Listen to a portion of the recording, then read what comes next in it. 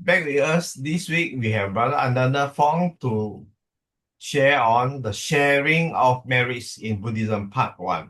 Over to you, Brother Ananda. Uh, Thank you, Brother Terence.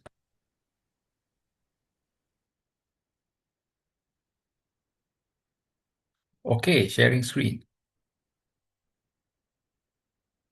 The issue of sharing of merits, and in some cases, sometimes called dedication of merit, sometimes also called, or more commonly called, transference of merit, has invited a lot of discussion in the Buddhist world, especially the Theravada Buddhist community.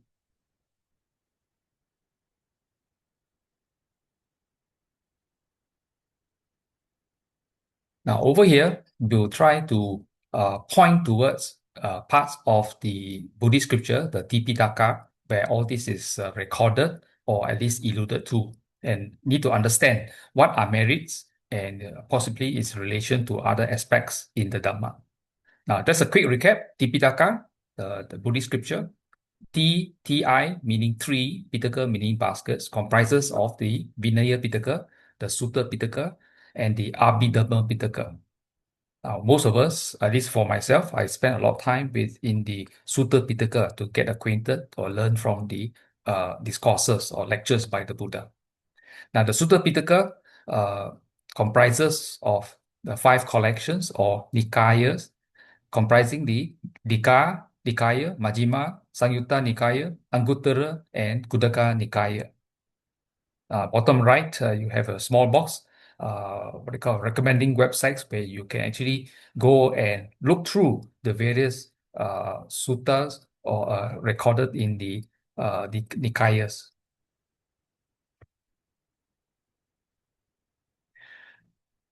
Now, this page, we start off this part 1, and even part 2 will be talking essentially about this aspect, dedication, sometimes called sharing, and very commonly in the Buddhist community, at least in Malaysia, called transference of merits or meritorious events.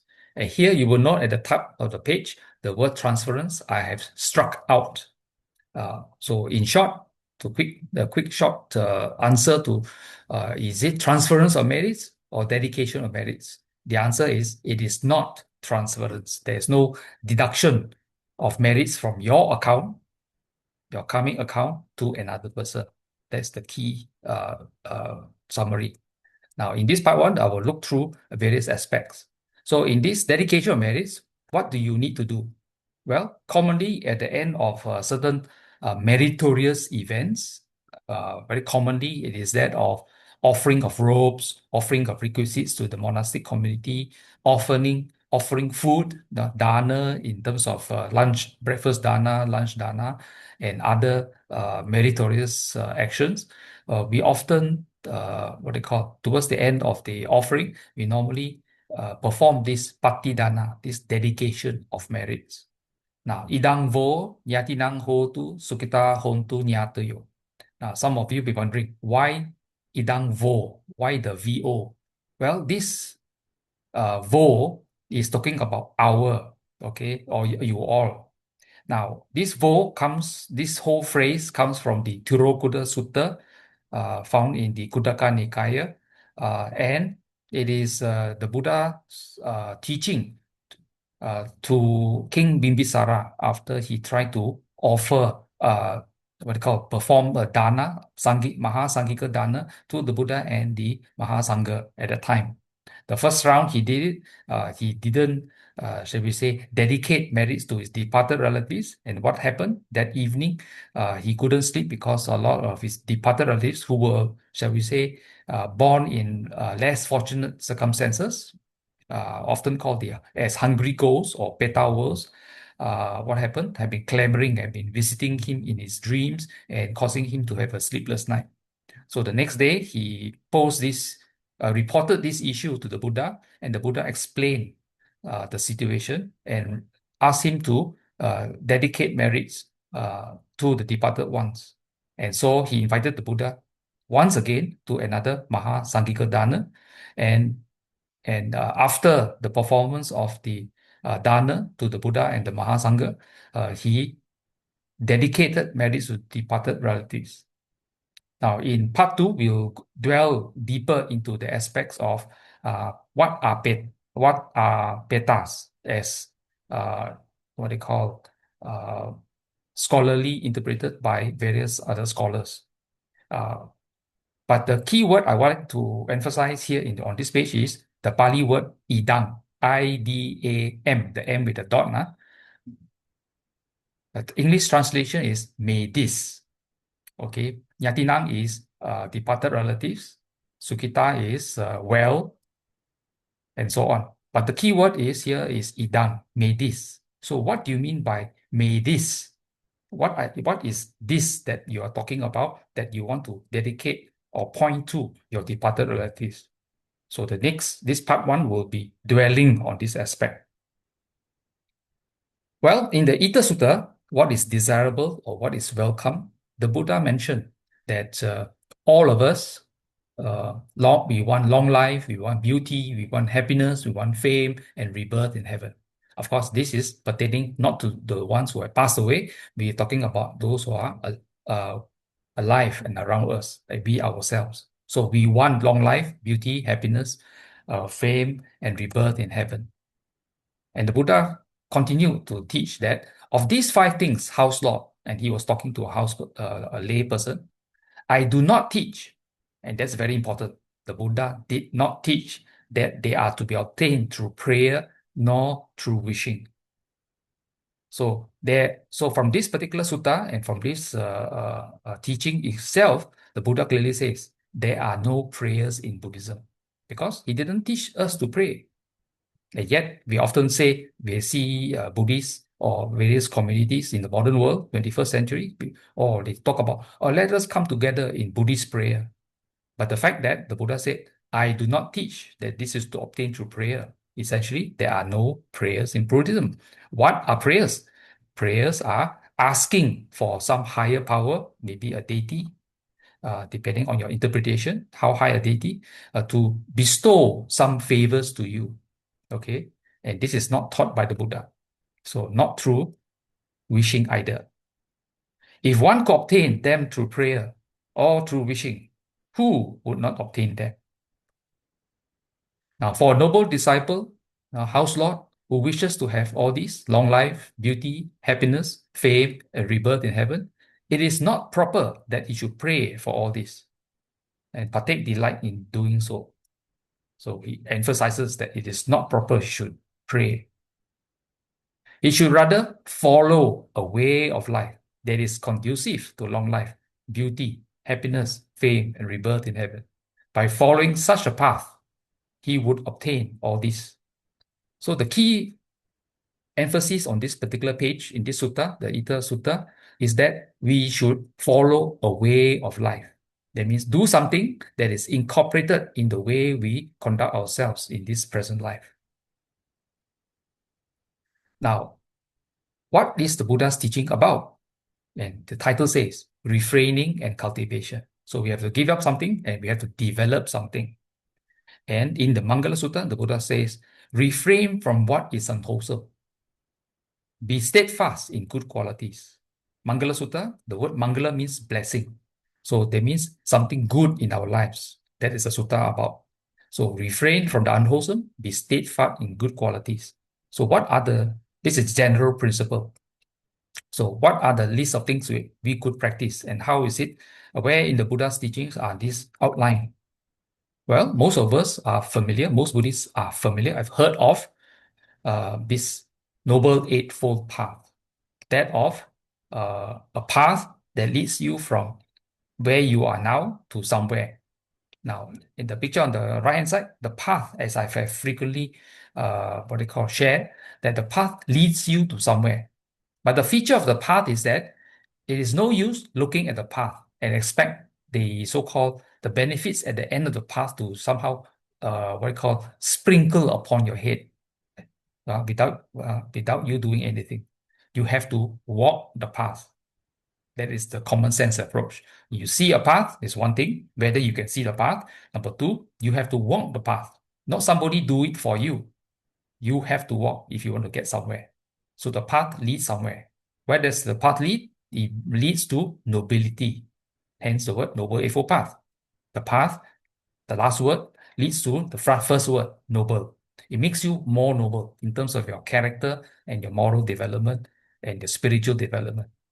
It increases your nobility as you walk along the path. And what are the factors on this path that make you more noble? There are 8. Not just 8, but 8-fold.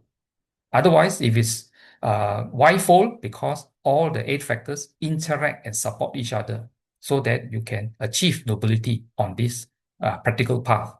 It is not noble 8 path, not just 8 factors, then each one standing by itself, but it is 8-fold. So anyone choosing just one item, and the most wrongly understood aspect is that of mindfulness. You can see on the list on the left, the number 7, second last item, perfect mindfulness or right mindfulness. And very often you have a lot of people teaching mindfulness meditation. So they teach mindfulness.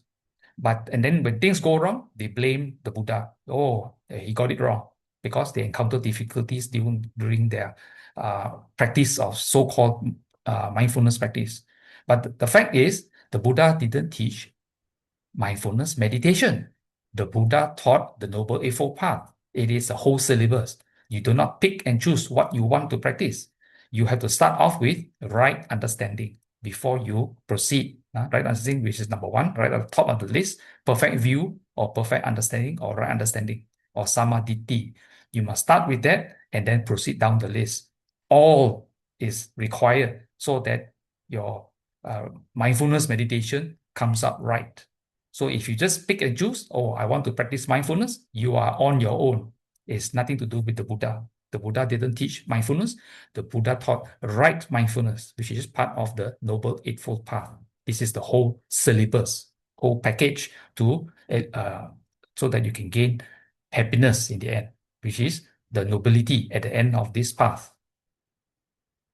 So, may this idang vo nyatinang hotu sukita hontunyo. May this. So this is talking about practice, following a way of life. And we come to the natural law of karma. Karma is not something that the Buddha sitting in the heaven and bestowed, decided that everybody must have karma. It is a natural law. And natural laws, like gravity, has been with us for time immemorial. Now, coming to this aspect, in the commentaries, there's a term called Pancha Niyama. Pancha meaning 5, Niyama, order or processes. 5 orders or 5 processes. What are these? Natural laws, Utu Niyama, Bija Niyama, Kamma Niyama, Dhamma Niyama, and Citta Niyama. And what is Utu Niyama? Physical inaugurating order, the seasonal phenomena of winds and rains. Okay, so we are familiar with that, with all the hot seasons, rains, sometimes very windy, sometimes the wind doesn't move at all, or rather there's no wind, and so on. So Utu Niyama. Moving on, Bija Niyama. Bija meaning the germs, the seeds, the order of the seeds, the physical organic order, that of planting stuff and how we grow things and so on, in a way related to the genetics and so on. And then the popular word called Kamma, Kamma Niyama. What is Kamma? The word Kamma literally means action. So Kamma Niyama is talking about the order of actions, and actions have results, vipaka. So this is producing whether desirable outcomes or undesirable outcomes, because arising from desirable or wholesome actions and unwholesome actions. Number 4, we have the Dhamma Niyama, order of the norm, natural phenomena like gravity and other similar laws of nature. Okay, science is well established in trying to describe the various kinds of natural laws available around us. And of course, Citta Niyama, Citta is the mind, the psychic law, and so on. So aspects of consciousness and so on. So that there are these 5 natural laws which interact and compete with each other for expression, sometimes reinforcing each other. So if there's an earthquake, you should not say, oh, it is because of karma that there is an earthquake. No, there are 5 natural laws. It could be the aspect of gravitational, it could be the aspect of seasonal, the Utu Niyama, in various aspects. But science will give more details as to how the interaction of the what they call the plates interact with each other to produce tsunamis, earthquakes, and so on. And even creation of land from sea, something like an island that just appears from the sea, or how the Himalayas or the and so on came about. So all these are natural laws. Karma niyama or karma is only one of the natural laws. So you cannot say that everything that happens to us is because of karma. That is understating the reality. We have many other natural laws operating also. Now, back to the aspect of karma. And here we go back to the what you call the Bodhisattva's quest underneath the Bodhi tree, and on the completion of which he realized the ultimate truth and understood phenomena, and he became the Sammasambuddha. From a Bodhisattva, a person seeking enlightenment, became a Sammasambuddha. Here we're talking about knowledge of death and rebirth. So in the suttas, it's mentioned, when my mind had immersed in samadhi, in deep concentration, like this, purified, bright, flawless, rid of corruptions, pliable, workable, steady, and imperturbable, I extended it toward knowledge of the death and rebirth of sentient beings. I saw sentient beings passing away, being reborn, inferior and superior, beautiful and ugly, in the good place or the bad place. I understand how sentient beings are reborn according to their deeds, or in other words, according to their actions, or in Pali, according to their karma. Karma means actions. Notice here and there, I put a ... That indicates these are only extracts from the sutta where the Buddha described these aspects. Now, this section on the yellow words also indicate I saw sentient beings passing away and being reborn.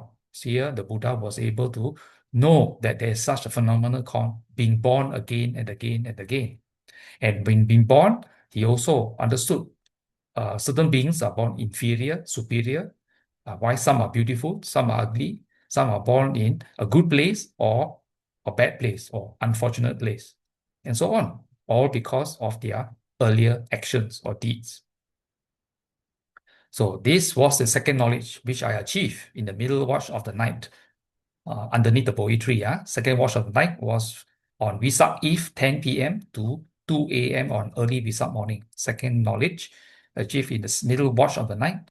Ignorance was destroyed, knowledge arose, darkness was destroyed, and light arose, as happens for a meditator who is diligent, keen, and resolute, and so on. So this extract except of the Buddha's recollection of what happened at the Bodhi tree is recorded in the Mahasacaka Sutta from the Majjhima Nikaya, Sutta number 36.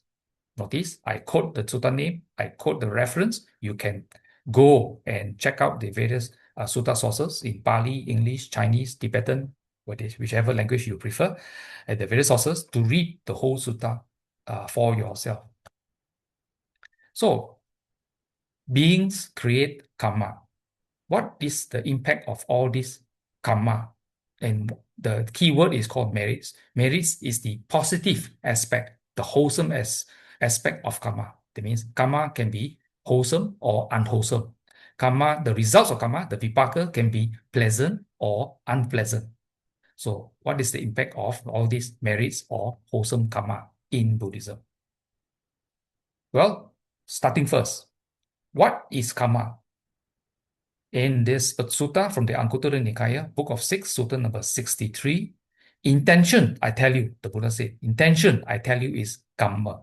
Intending one does an action by way of body, speech, and mind.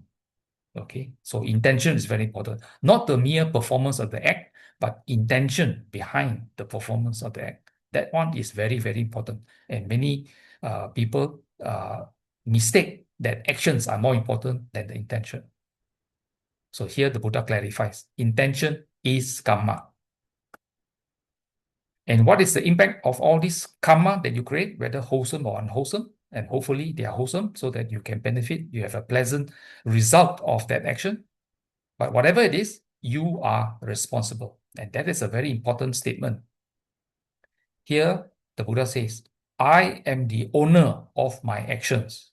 So whatever you did, the intention behind the action you did, you own it. You cannot transfer what wholesome or unwholesome things to another person. I am the owner of my actions, heir to my actions. Now, the heir, H-E-I-R, is very critical. Heir means you inherit your earlier actions. Not the Lamborghini, the Rolls Royce, or the stock bonds you achieve through your business deals. Not that. When you pass away, all that stays behind, and if you have a will or whatever, it pass on to your other relatives. But what goes with you in the next rebirth, the next life, is your actions in this life and your previous actions in the earlier lives. So you inherit your actions. And what this inheritance does? Well, deeds are my womb. So your earlier actions determine what you are born again as, where you are born again, okay, and so on. So determine your future birth. Not only that, my relative. Now, it determines your earlier actions, determine who will be your father, who will be your mother, if you have any, depending on the plane of existence, and who are your siblings, who are your uncles, aunties, and so on. All your relatives. My refuge. This one also very important. Why? What is the meaning of refuge? Well, when it's a hot day, we often, hopefully, have an umbrella to shield. We seek refuge underneath the umbrella to shield us against the hot, blazing sun. Or if it's raining, we use an umbrella to shield us, to help from us from getting wet. Better still, if you can run into a building and so on, so that the building becomes your refuge from the sun or from the rain. So refuge is some place where we go to protect ourselves from uncomfortable or not desirable situations. So what has karma to do with this? Well, in life, we often need advice. We often need help. We often need guidance. So refuge is the opportunity to obtain shelter against unpleasant situations. So in the case of going through the cycle of birth and death, going to samsara, as most Buddhists are familiar, we need guidance as to know what is going on in our lives. What are the ways in which I can lessen this unpleasantness and gain more pleasantness? What is the way to get out of samsara, to seek enlightenment? This is the aspect of my refuge. So whatever you have been performing in terms of your actions, your earlier actions, determine what kind of refuge you get, if any. Sometimes you get very bad refuges because people give you bad advice and you listen to them without thinking. And what happens? You dig your own grave, as they say, make the situation worse. Or if you get good refuges, what happens? You listen to good advice, you take heed, you practice it, you put them into actions, you safeguard yourself. In the end, you have to do the work. People can only tell you, you judge, you screen through, then after you take action, and hopefully your the next portion of life becomes more pleasant. So karma determines all this. You're the owner, you inherit your actions, it determines your future birth, it determines who are related to you, it determines your refuge. So I shall be the heir of whatever actions or deeds I do, whether good or bad. And this is from the Anguttara Nikaya, Sutta in Anguttara Nikaya, Book of 5, Sutta number 57. Now, yet in the Punya Kriya Vatu Sutta, recorded in the Iti Vuttaka, a collection of suttas in the Khuddaka Nikaya, the Buddha said this, in this case, very interesting, not just to lay people, but to monks. Bhikkhus or monks, there are these three grounds for making merit. Merit being wholesome coming energies. What three? One should train in deeds of merit that yield long-lasting happiness. So merit or wholesome coming actions yield or provide you with long-lasting happiness. And what are these three? Well, most Buddhists are familiar. They are called dana, sila, bhavana. What is dana? Giving. Sila, cultivation of virtue or morality. And bhavana, mental development or mental cultivation. Often, bhavana is often translated as also meditation. So by cultivating these three things, deeds or actions yield happiness. The wise person is reborn in bliss in an untroubled, happy world. So clearly, the Buddha already tells you you are responsible and gives you what you need to do in simple terms. Dana, sila, bhavana. Elsewhere, now the Buddha has a habit of repeating all this from various perspectives. In Dhammapada verse number 18 from the Khuddaka Nikaya, the Buddha mentions, Ita nandati, pecha nandati, papakari ubayata nandati, papang me katanti nandati, biyo nandati sugating gato. The doer of good delights here and hereafter. He delights in both the worlds. The thought, good have I done, delights him, and he delights even more when gone to realms of bliss. Here the underlined term, delights here and hereafter. Although this morning's topic is about sharing of merits with the sharing of merits, especially usually people assume is with the departed, but performance of wholesome actions, doer of good, what happens? You delight here. You get the benefits here and now. It's not for the hereafter. The first immediate, result of your wholesome action, you experience in this very life and also hereafter. So he delights in both the worlds. And the last sentence, he delights even more when gone to realms of bliss. Having performed a lot of wholesome actions, when he passes away, he goes to realms of bliss. Realms of bliss means plane of existence. When reborn, you're born in higher planes where there are more enjoyment, more pleasantness, and lesser or no unpleasantness. Okay, this is Dhammapada verse number 18. Now, earlier, the Punya Kiriyavatu Sutta mentioned Dana, Sila, Bhavana. Yet, in another sutta, short sutta from the Iti Vuttaka again, the Buddha talks about giving or dana. If beings knew, as I know, the result of giving and sharing, they would not eat without having given, nor would they allow the stain of meanness to obsess them and take root in their minds. So here, the Buddha emphasizes to the crowd in front of him the importance of giving. Now, a lot of Buddhists view giving, especially the aspect of dana, okay, as the most important aspect. And dana they are thinking of is offering fruit. But in the Tipitaka, the Buddha talks about there are different ways of earning making wholesome karma or generating merits. So the scale of merits is an important aspect. In the Velama Sutta, the Buddha tells you that offering food is not the only way, and there are higher and higher levels or scales. You can move up the scales and performing certain actions which earn even larger amounts, greater amounts of wholesome karmic energies or merits. So let us go through a quick view of the Velama Sutta from the Anguttara Nikaya, Book of 9, Sutta number 20, the scale of good deeds. How to give a gift. Okay, that is an aspect of performing dana also. So here, at one time, the Buddha was staying near Savatthi in Jeta's Grove. Savatthi is the capital of the Kosala country. Anathapindika's monastery. Today, we call that monastery Jetavana Grove or Jetavana Monastery. So then the householder, Anathapindika. Anathapindika is not his name, it is a title. Anathapindika means feeder of the poor. His personal name is Sudatta. So this householder Sudatta went up to the Buddha, bowed, and sat to one side.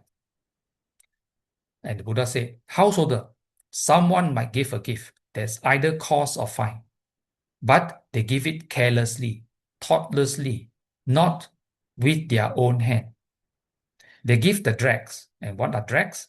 Sediment that is settled at the bottom of a pot. Okay, they give the dregs, and they give without consideration for consequences. So even if you want to give a gift, if you give it carelessly, thoughtlessly, not with their own hand, and what is the result of such a gift? Whenever the result of any such gift manifests, that means when after performing action, there are results, their mind doesn't incline toward enjoyment of nice food, clothes, vehicles, or the five refined kinds of sensual stimulation. And their children, wives, bond servants, employees, and workers don't want to listen to them. They don't pay attention or try to understand. Why is that? Because that is the result of deeds done carelessly. So we want to perform actions, we have to do it the opposite of carelessly. Now we move on to the opposite. Giving a gift carefully. So someone might give a gift that's either cause or fine, and they give it carefully, thoughtfully, and with their hand. Notice the last one, with their hand. We want to perform wholesome actions or wholesome actions or meritorious. Please do it personally, not through a third party, to have the maximum effect. Okay, they give it carefully, thoughtfully, with their own hand. They don't give the dregs, and they give with consideration for consequences. Then, wherever the result of any such gift manifests, the mind inclines towards enjoyment of nice food, clothes, vehicles, and the 5 refined kinds of sensual stimulation. And their children, wives, bond servants, employees, and workers want to listen. They pay attention and try to understand. Why is that? Because that is the result of deeds done carefully.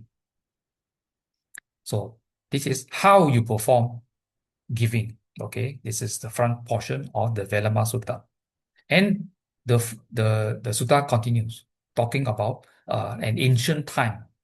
Now, once upon a time, a householder who was a Brahmin named Velama, he gave the following gift, a great offering, 84,000 golden bowls filled with silver, 84,000 silver bowls filled with gold, 84,000 bronze bowls filled with gold coins, and so on and so on. You notice the ancient Indian society, or rather ancient society, loves the number 84,000. And who can say how much food, drink, snacks, meals, refreshments, and beverages? It seemed to flow like a river. So this is a great Mahadana, a great offering. Householder, I myself was a Brahmin Velama. At that time, I gave that gift, a great offering. But at that event, there was no one worthy of a religious donation, and no one to purify the religious donation. Okay, so number one. So although he tried to offer a great dana, but there was no worthy person to receive it. Now we move on to the second. We are moving up the scale of giving. It would be more fruitful to feed one person accomplished in view than that great offering, Mahadana of Velama. More fruitful, that means you get more wholesome or more merits when you feed one person accomplished in view. Accomplished in view means a person who has right view. That is very important. And then it moves higher still. Number 3, it will be more fruitful to feed once returner, Satakagami, than 100 persons accomplished in view. Now, the person who is accomplished in view, right view, is that of Sotapan, the person who has attained the first stage of sainthood. Number 3 is talking about more fruitful to feed once returner, a person who has attained the second stage of sainthood, Satakagami, than 100 persons or 100 Sotapans. And number 4, it will be more fruitful to feed one non-returner, a person who has attained the third stage of sainthood, Anagami, than 100 once returners or Satakagami. And number 5, it will be more fruitful to feed one perfected one. One perfected one is an Arahat. It's more fruitful to feed one Arahat than the 100 Anagamis. And number 6, very interestingly, it will be more fruitful to feed one Buddha awakened for themselves. Here we're talking about a Pacceka Buddha. More fruitful to feed one Pacceka Buddha than 100 Arahats. Okay, here we are moving up the scale in which each time we move up, but that action gains more fruitfulness in the actions. And here I take a side step. We're talking about the various stages of enlightenment. Here, this page titled The 10 Fetters of Sangyojana. Now, these fetters tie you to the cycle of wheel of existence or samsara. And in this world, there are only two kinds of people, Putujanas and Aryas. What are Putujanas? One of the many folk, a worldling or run-of-the-mill person, an ordinary person who has not yet realized any of the 4 stages of awakening. Whereas an Arya, meaning noble or worthy person, is distinguished, one who has attained higher knowledge. Now, once a Putujana, shall we say, transform him or herself to become an Arya, there is no going backwards. An Arya cannot regress to become a Putujana again. It's a one-way traffic. And even so, examples of Aryas are that of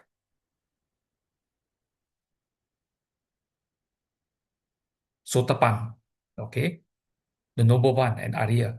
So the lowest type of Arya is that of the person who has attained become the first stream winner or first stage of stream winning or Sotapan. And for that, the person must have uprooted, okay, completely aspects of wrong personality belief, skeptical doubt, and clinging to mere rules and rituals. And the person who goes high up the Arya stages becomes a person who is a once returner, a Sakatagami, and he has toned down, not uprooted, but toned down sensuous craving and ill will. And you become an Anagami or attain the 3rd stage of stream winning, Anagami, by uprooting sensuous craving and ill will. Now, interestingly, from this list of 5 lower fetters, there are 10 fetters. These are the 5 lower fetters. Now, from here, we can see even a Sotapan can get angry. Why? The Sotapan has not uprooted ill will.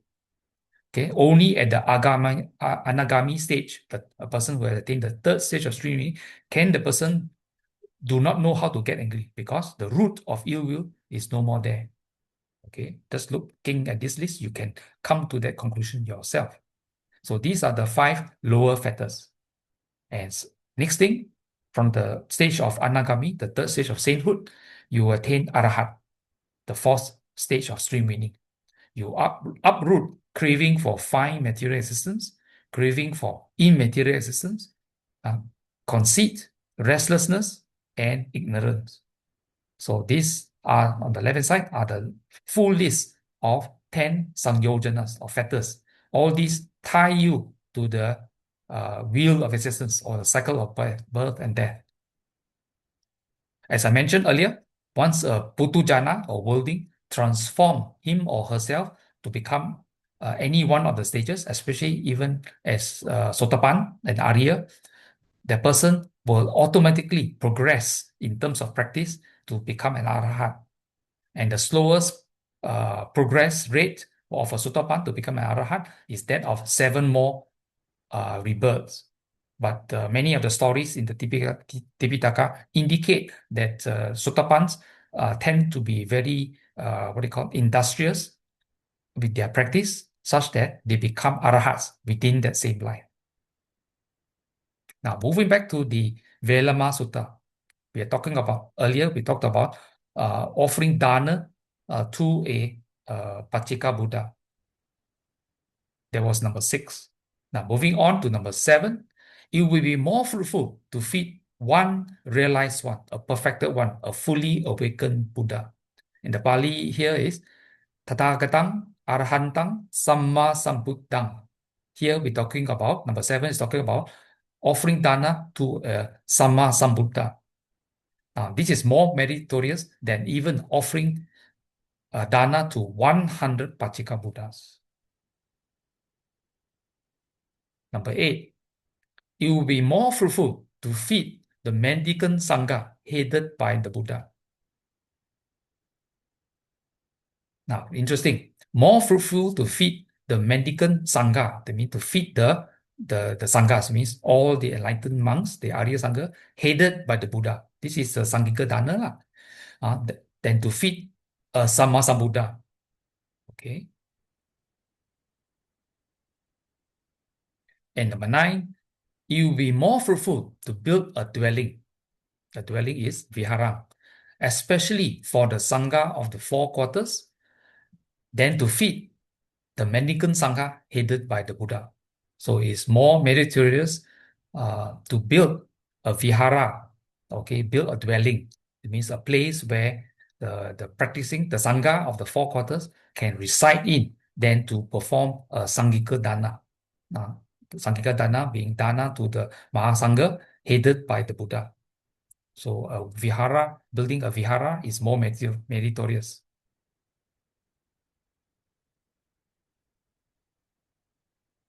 Now, moving on, number 10, interestingly, just a reminder, the Velama Sutta is talking about scale of merits. In this case, offerings.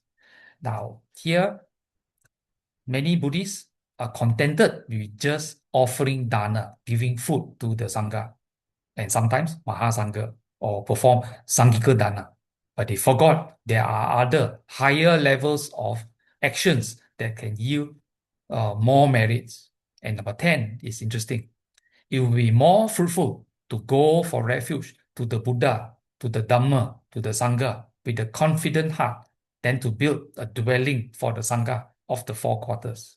So higher than building a vihara for the Sangha of the 4 quarters is to go for refuge in the Buddha, Dhamma, and Sangha. And the important word is with a confident heart. Not just mere recitation of Buddhang Saranang Gacchami, Dhammang Saranang Gacchami, and Sanghang Saranang Gacchami. It is with a confident heart. And even higher than that, higher than going for refuge, is to undertake the training rules. Now, Sikkhapadani. Now, what are the training rules? Not to kill living creatures, Panadipata. Not to steal, Adina Dana. Not to commit sexual misconduct, Kamisu Michachara. Not to lie, Musavada. Not to take alcoholic drinks that cause negligence. Then to go for refuge in the Buddha, Dhamma, and Sangha with a confident heart. So higher than going for refuge is the practice, basically, of undertaking the training rules. Here, the list indicates the 5 precepts, obviously. So practicing the 5 precepts earns more calming energies than mere offering of food to the Sangha. And even higher up, number 12, it would be more fruitful to develop a heart of love, metta cittang, even just as long as it takes to pull a cow's under, than to undertake the training rules. So clearly, more fruitful to perform, to develop a heart of metta, than to practice even the 5 precepts. And number 13, it will be more fruitful to develop the perception of impermanence, anicca sanyang, even for as long as a finger snap, than to do all these things, including developing the heart of love, for as long as it takes to pull a cow's udder. So that means have insight to develop the perception of impermanence. That means this is meditation. Number 12 was meditation, but developing a deep loving kindness. Number 13 is more of perception of impermanence. And this perception gains you a lot of merit. Here, I provide a simple chart here on the left, indicating number one, the great offering, the Mahadana, offered by Velama, and all the way up to number 8. And moving down the list up to number 13. Number 13 is the practice that generates the most merits possible. So back to this. Dedication, not transference of merits. Idang vo nyati nang ho tu sukita hon tu nyata. May this. So this morning, here we emphasize the may this. This is you making merits. And the Buddha's advice that you should making merits by practicing dana, sila, bhavana. You have to walk the path. And I've indicated the importance, the repercussions of the merits. You are the owner of your actions. You inherit your actions. Your actions determine your future birth, your womb, your relatives, and your refuge, and so on. And in the last sutta, the Velama Sutta, I indicated the various kinds of actions you can perform, not just merely offering food to the Sangha, but higher levels of practice where you can earn higher levels of merits. So the word idang is very, very important. Why? Because after you have been performing all these meritorious action, preferably just before you recite this, you just perform a wholesome meritorious action, and you are pointing to may this, that means my earlier actions of generating wholesome karma, may this be dedicated, you're thinking of your departed relatives. And therefore, when your departed relatives, if they are around, if they know that you're performing this and thinking of them, they rejoice, they will generate merits for themselves and be reborn in higher planes of existence. That means in more fortunate circumstances. So in this patidana or dedication of merits, the Pali word idang, may this, is very important. You must have been actively performing wholesome meritorious actions so that you can invite your departed relatives and you can dedicate it to them. You're thinking of them. You're not transferring your merits to them, but you're thinking of them. And when they rejoice, they themselves say, Maha Sadhu to you. They are happy that you are thinking of them. And when they rejoice, they generate wholesome karmic energies that help them to obtain a more pleasant birth from the one they are in now. Okay. So in yet another Dhammapada verse, earlier the Dhammapada verse was number 18. This one is Dhammapada verse number 16. Itta modati, pecha modati, kata punya, ubayata modati, so modati, so pa modati, disva kama visuddhi matano. The doer of good rejoices here and hereafter. He rejoices in both the worlds. He rejoices and exults, recollecting his own pure deeds. Again, the second line, rejoices here, which means having performed wholesome actions, doing good deeds. What happens? You get the benefits, the results in this life. You experience the results in this life, here and now, and hereafter. So the doer of good rejoices here and hereafter. You take care of yourself. Okay. Now, this part 1 also indicates that it is more important to share this as understanding of merits, its implications and effects into our lives to our dear relatives, especially those who may depart soon, especially if they are ill or they are old and so on. It is more effective for them to do this wholesome deed than you dedicating it to them. Okay. In the next lecture, part 2, we will talk about this aspect, that it is difficult for the departed to be able to benefit from your idang vo nyati nang ho tu, and having performed meritorious and dedicating to them is difficult. It is more beneficial that if you want to benefit your relatives who are alive now, especially our parents, grandparents, and so on, or sick relatives or friends, that they perform wholesome actions here and now, that they can benefit. And because of that, they inherit all their good actions, and they take care of themselves instead of depending on us to dedicate marriage to them, which is what I would use the term a long shot. Okay, this is the important message that this part 1 brings up, that you have to perform wholesome marriage for yourself and share this important message to those who will benefit so that they can take care of themselves. Now, a lot of suttas have been indicated. May be difficult for many to remember all the aspects, but I'd like to end this morning's sharing with Dhammapada verse 183. Sabba pāpasa akaranang kusalasa upasampada sacitta paridapanang etang uddhana sasana. Now, if you're wondering, what is Buddhism about? What did the Buddha teach?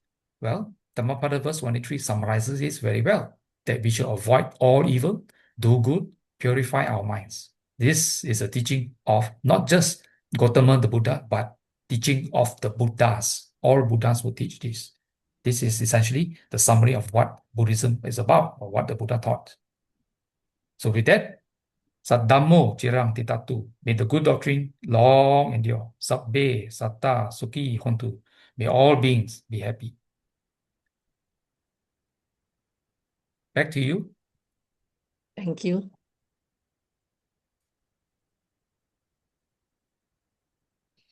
Thank you, Brother Ananda, Fong, for today's sharing. Let us dedicate those merits that we have accrued to all beings seen or unseen.